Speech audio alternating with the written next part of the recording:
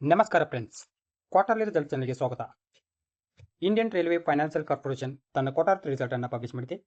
ಇದು ಈಗ ಬಂದ ಕ್ವಾರ್ಟರ್ 3 ರಿಸಲ್ಟ್ ಕಾಲಮ್, ಇದು ಹಿಂದಿನ ಕ್ವಾರ್ಟರ್ 2 ರಿಸಲ್ಟ್ ಕಾಲಮ್, ಇದು ಹಿಂದಿನ ವರ್ಷದ ಕ್ವಾರ್ಟರ್ 3 ರಿಸಲ್ಟ್ ಕಾಲಮ್. ಇವೆರಡು ಕಾಲಮ್ ಹೋಲಿಕೆಗೋಸ್ಕರ ಕೊಟ್ಟಿದ್ದಾರೆ. ಡಾಟಾ ಕರೋಡ್ಸ್ದಲ್ಲಿದೆ.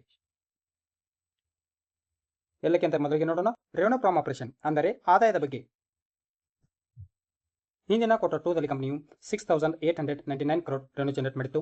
ಹಿಂದಿನ ವರ್ಷದ ಕ್ವಾರ್ಟರ್ 3 ದಲ್ಲಿ ಕಂಪನಿಯು 6736 ಕ್ರೋಡ್ ರೆವೆನ್ಯೂ ಜನರೇಟ್ ಮಾಡಿತ್ತು. ಈಗಿನ ಕ್ವಾರ್ಟರ್ 3 ದಲ್ಲಿ ಕಂಪನಿಯು 6763 ಕ್ರೋಡ್ ರೆವೆನ್ಯೂ ಜನರೇಟ್ ಮಾಡಿದೆ. ಕಂಪನಿಯ ರೆವೆನ್ಯೂವನ್ನು ಏರ್ ಟು ಏರ್ ಕಂಪ್ಯಾರಿಸನ್ ಮಾಡಿದಾಗ ಆಲ್ಮೋಸ್ಟ್ ಫ್ಲಾಟ್ ನಂಬರ್ ಎಂದು ಹೇಳಬಹುದು.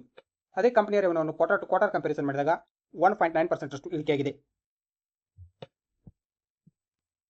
ನೆಕ್ಸ್ಟ್ ಪಾಯಿಂಟ್ ನೋಡೋಣ, ಟೋಟಲ್ ಎಕ್ಸ್ಪೆನ್ಸಸ್ ಅಂದರೆ ಖರ್ಚಿನ ಬಗ್ಗೆ.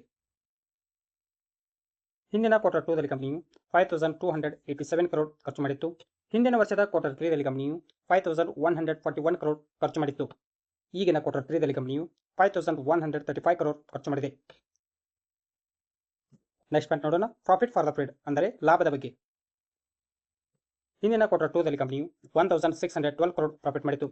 ಹಿಂದಿನ ವರ್ಷದ ಕ್ವಾರ್ಟರ್ 3 ದಲ್ಲಿ ಕಂಪನಿಯು 1598 ಕ್ರೋಡ್ ಪ್ರಾಫಿಟ್ ಮಾಡಿತ್ತು. ಈಗಿನ ಕ್ವಾರ್ಟರ್ 3 ದಲ್ಲಿ ಕಂಪನಿಯು 1630 ಕ್ರೋಡ್ ಪ್ರಾಫಿಟ್ ಮಾಡಿದೆ. ಕಂಪನಿಯ ಪ್ರಾಫಿಟ್ ಅನ್ನು ಏರ್ ಟು ಏರ್ ಕಂಪ್ಯಾರಿಸನ್ ಮಾಡಿದಾಗ 2% ಅಷ್ಟು ಏರಿಕೆಯಾಗಿದೆ. ಅದೇ ಕಂಪನಿಯ ಪ್ರಾಫಿಟ್ ಅನ್ನು ಕ್ವಾರ್ಟರ್ ಟು ಕ್ವಾರ್ಟರ್ ಕಂಪ್ಯಾರಿಸನ್ ಮಾಡಿದಾಗ 1.1% ಅಷ್ಟು ಏರಿಕೆಯಾಗಿದೆ. ನೆಕ್ಸ್ಟ್ ಪಾಯಿಂಟ್ ನೋಡೋಣ, ಅರ್ನಿಂಗ್ ಪರ್ ಶೇರ್ ಇಪಿಎಸ್, ಪ್ರತಿ ಶೇರ್ಗೆ ಎಷ್ಟು ಗಳಿಕೆ.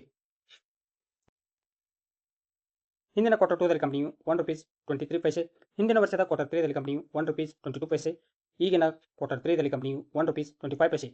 ಕಂಪನಿಯ ಪ್ರಾಫಿಟ್ ಏರಿಕೆಯಾದಂತೆ ಇಪಿಎಸ್ ಏರಿಕೆಯಾಗುತ್ತದೆ. ಅದೇ ಕಂಪನಿಯ ಪ್ರಾಫಿಟ್ ಇಳಿಕೆಯಾದರೆ ಇಪಿಎಸ್ ಕೂಡ ಇಳಿಕೆಯಾಗುತ್ತದೆ.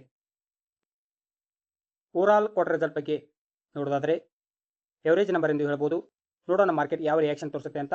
ಇನ್ವೆಸ್ಟ್ಮೆಂಟ್ ಮಾಡುವ ಮೊದಲು ನಿಮ್ಮ ಫೈನಾನ್ಷಿಯಲ್ ಅಡ್ವೈಸರ್ ಸಲಹೆ ಕೇಳಿ ಇನ್ವೆಸ್ಟ್ಮೆಂಟ್ ಮಾಡಿ. ವಿಡಿಯೋ ಇಷ್ಟವಾದರೆ ಲೈಕ್ ಮಾಡಿ, ಶೇರ್ ಮಾಡಿ ಮತ್ತು ಸಬ್ಸ್ಕ್ರೈಬ್ ಮಾಡ್ಕೊಳ್ಳಿ. ನಮಸ್ಕಾರ.